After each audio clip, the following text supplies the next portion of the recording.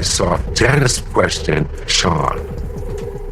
He's going into this music business thing. He just left school, and now this extreme tragedy has occurred. She's like, did he make the right decision? And I saw him put his hands on her, call her a bitch, and slapped her. Get ready, because this new information from The Reckoning, the upcoming Diddy documentary, is truly shocking. Unreleased footage and first-hand accounts reveal that Diddy allegedly laid hands on his own mother, Janice Combs. According to people who grew up around him, this wasn't just a one-time blow-up. They claim he even broke her nose at one point, and that the violence happened more than once while he was still living at home. For years, people tried to paint Janice as the person who shaped Diddy into the man he eventually became.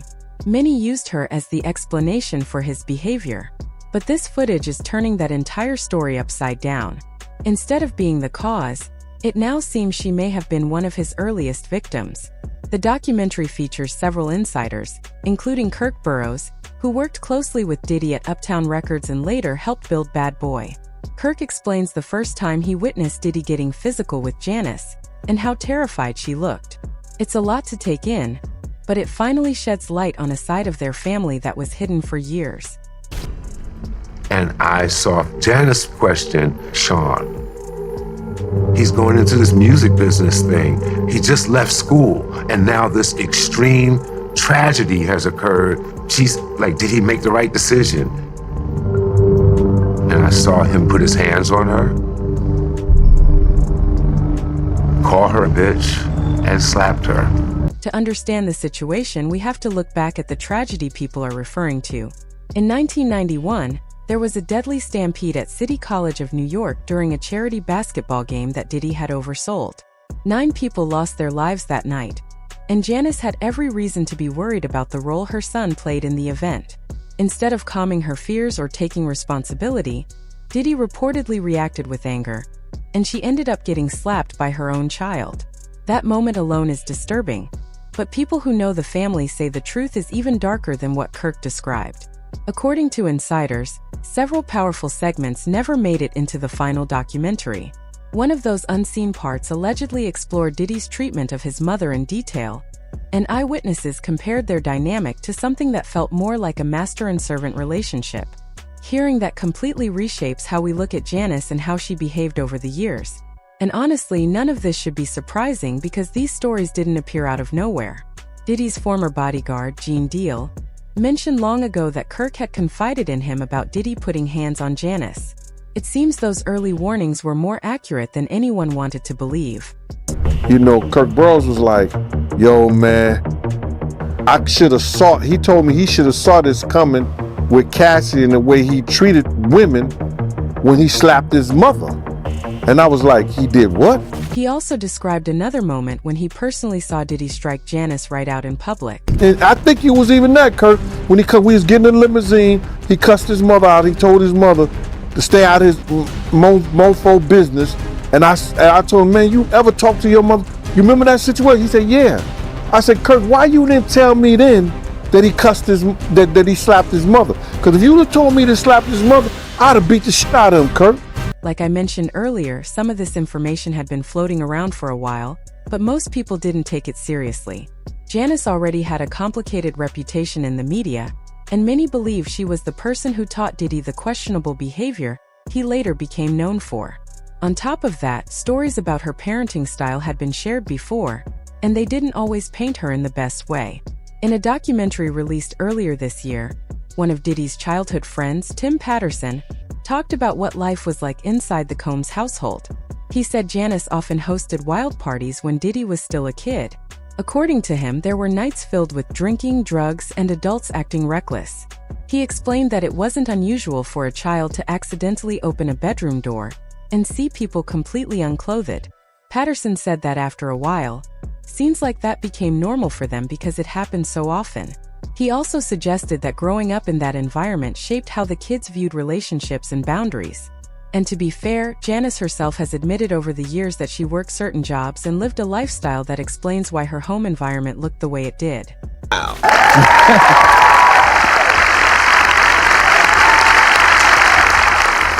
What were the primary jobs that you did to support your family? I did so many jobs at one time. I worked at the United Cerebral Palsy. I worked at the Board of Ed in Westchester County. I drive the school bus. I worked in a baby's boutique shop. And he never knew this. I worked in the after-hour spot, too. I had to come clean. I needed to come clean. Okay, now. Okay. I made more money because the men thought I was very glamorous, and I used to pour liquor, and they'd give me big tips. But that isn't the end of it. For years, people have whispered about an uncomfortable closeness between Diddy and his mother, suggesting things that go far beyond normal behavior. One clip in particular raised eyebrows. Diddy made a strange comment about how his mom could bend over and place her palms flat on the floor. The way he said it felt unsettling, and many people were left wondering what he was trying to imply. Introduce you to my mom, called Mom Dukes. Hi. She's getting a drip with me. She's hydrating. What's up, Mom? Everything's good, baby. I'm here with you. Yeah. I love you. I love you too. My baby. Mom freshly dipped though.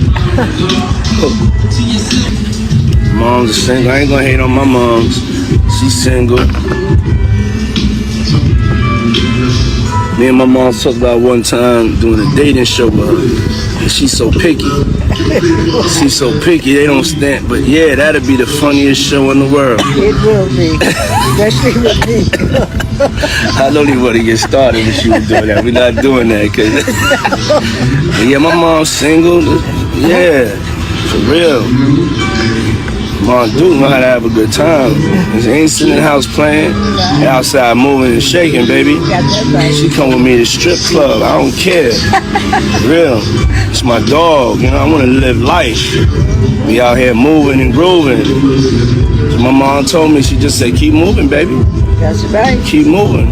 Don't stop. She could touch the floor with her palms. You know? Flat. Oh! Take pew pew pew. Rapper Maze also spoke on this a few years back. He said Diddy's mother wasn't unaware of what her son was doing.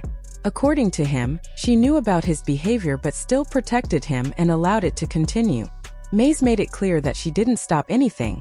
Instead, she helped create the environment that let Diddy act however he wanted. Yo, I did this. Told my he want receipts. Let's start with your mother. Your mother got the receipts. Yeah, everything is in your mother's name. That's the one who got the receipts. Let's start with one of the biggest points people keep bringing up. A couple of years ago, rapper Maze claimed that Diddy's mother, Janice, was involved in more of her son's dealings than she ever admitted. He said almost everything was in her name and that she held the records and proof for many of the things Diddy was doing behind the scenes. Maze basically hinted that she wasn't an outsider. She knew what was going on. Kirk Burrows, who used to work closely with Diddy, suggested something similar in the lawsuit he filed earlier this year. He claimed Janice helped Diddy cheat artists out of money at Bad Boy, and even assisted him in taking Kirk's 25% ownership in the company. That alone is messy, but the story continues to get more complicated. Fans also believe Janice supported Diddy because she constantly defended him in public, even when the rumors were extremely serious. One moment that really stood out was when people first started whispering that the federal government was preparing to indict Diddy. As the talk grew louder, Janice suddenly became sick and had to be rushed to the hospital. Reports at the time said she was dealing with chest pain and stress, and the only person she allowed to stay with her closely was Diddy. TMZ reported that she believed the stress came from all the lawsuits and the federal investigation surrounding her son. Back then, people online mocked her and accused her of trying to manipulate the public emotionally. They believed she was pretending to be ill just to distract from Diddy's legal troubles. But now, with recent claims that he may have abused her for years, it's becoming clear that she might not have had much of a choice. Many victims defend the person hurting them because they fear what will happen if they don't. Studies show that people who identify strongly with their abuser often lose their sense of independence and feel emotionally trapped. They begin to see loyalty as the only safe option. This seems to match what insiders describe as a strange, codependent relationship between Diddy and his mother. It may also explain why she repeatedly shields him from criticism. She could be protecting herself in the only way she knows how. Right before Diddy's trial began, Janice issued a public statement once again defending him. She said it was painful to watch the world turn against her son because of lies and misunderstandings. She claimed people were only accusing him to get money after seeing how quickly his legal team settled a lawsuit with his ex-girlfriend. Once again, the internet criticized her heavily, calling her an enabler and accusing her of ignoring the truth. But looking back, it's becoming harder to believe that Janice actually wrote that statement herself. Many fans now think Diddy's lawyers were behind those words, especially because the tone sounded exactly like the statements they had already been giving to the press. The wording fit their style perfectly, not hers. It seems more likely that Janice has been pressured and controlled for so long that she simply goes along with whatever Diddy or his team needs her to say. When you consider what insiders say about how he treated her, her behavior makes more sense, even if it's heartbreaking. More recently, Janice denied every claim about Diddy ever hurting her. She said Tim Patterson's story about their home life was false and created just to get attention for the documentary. She also insisted that Kirk Burroughs' statement about Diddy slapping her after the 1991 City College tragedy was completely untrue.